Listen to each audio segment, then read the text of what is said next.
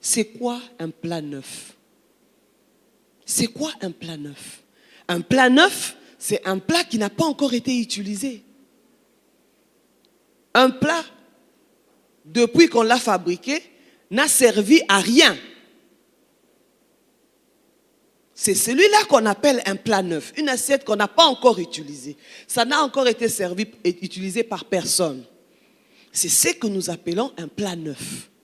Et Élisée va demander, il dit, apportez-moi un plat neuf. Mais il pouvait carrément demander, apportez-moi un plat. Pourquoi devait-il préciser, apportez-moi un plat neuf? Pourquoi il devait y avoir cette précision? Pourquoi il devait avoir cette précision? Un plat neuf, un plat qui n'a jamais été utilisé. C'est parce que il voulait avoir avec lui un symbole du commencement. Il voulait avec lui avoir un symbole du commencement. Donc lorsque lui prend cette assiette, lorsque lui prend ce plat, c'est lui qui en premier commence à utiliser. Donc il voulait faire référence au commencement. Il voulait faire référence au commencement. Et il demande, mettez-y du sel. Mettez-y du sel. Pourquoi le sel? Pourquoi à ce moment-là, lui, Élisée, avait besoin de sel? Parce que le sel était le symbole de l'assainissement. Le sel assainit. Le sel purifie.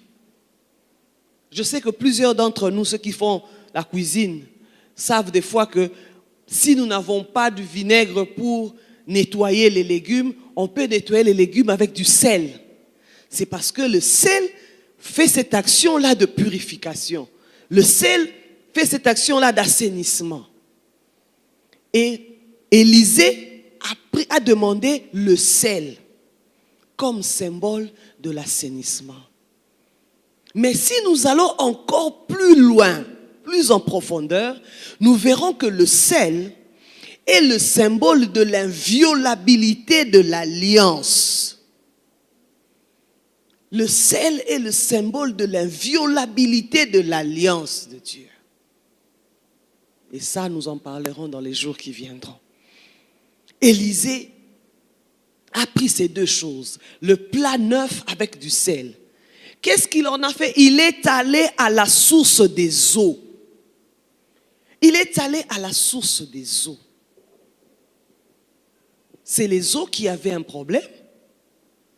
Et Élisée est allé à la source des eaux.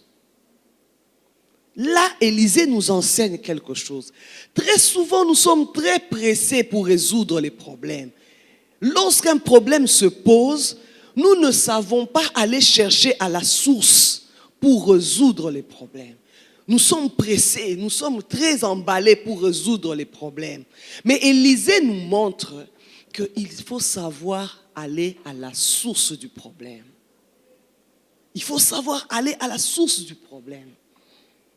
Parce qu'un problème, tant que tu n'as pas touché sa source, tout ce que tu vas faire va sembler réussir, peut-être, mais ça va finir par remonter parce que la source n'a pas été touchée.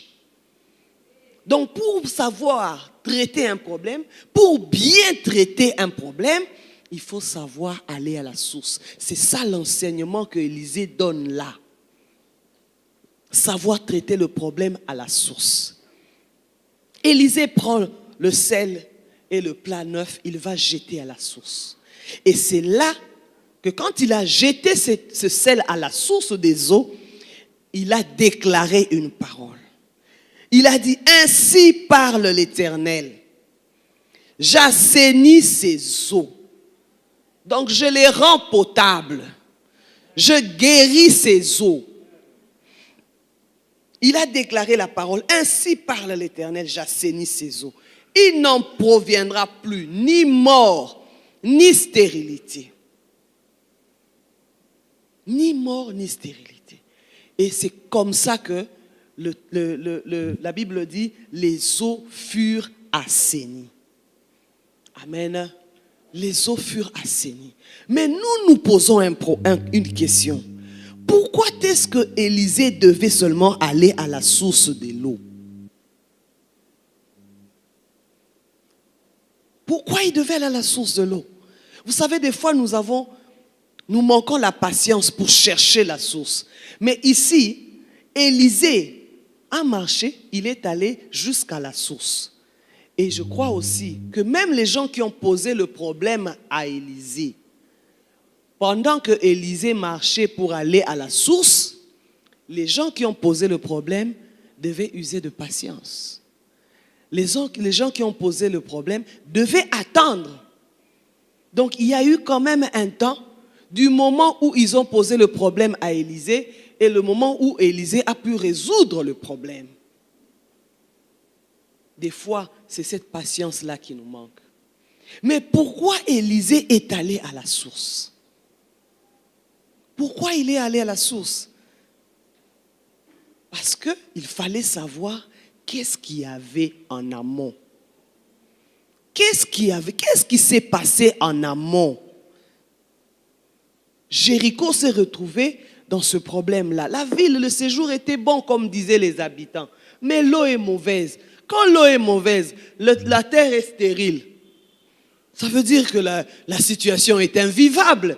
Même quand vous aimez la ville en question. Même quand vous appréciez tout ce que vous trouvez là-bas. La situation géographique et autres. Mais quand tout ça ne marche pas, ça veut dire que la ville est invivable. Et Élisée est allé à la source. Ce qui montre qu'il est remonté pour voir il y a quoi comme problème pour le résoudre à la source.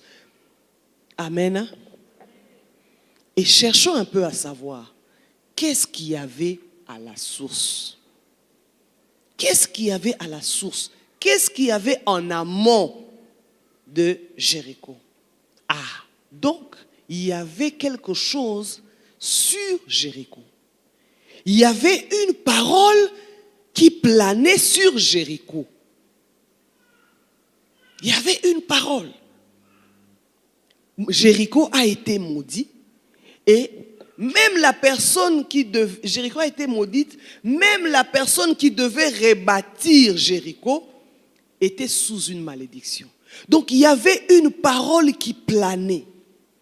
Il y avait une parole qui planait sur Jéricho. Vous savez, des fois, nous vivons dans des quartiers, nous vivons dans des endroits où des fois il y a une parole de malédiction qui plane. Et ces gens qui vivent dans des quartiers comme ça sont victimes de ces paroles sans savoir qu'avant eux, peut-être même longtemps avant eux, il y a eu des paroles qui ont été déclarées, des paroles qui ont l'impact sur les habitants de la ville.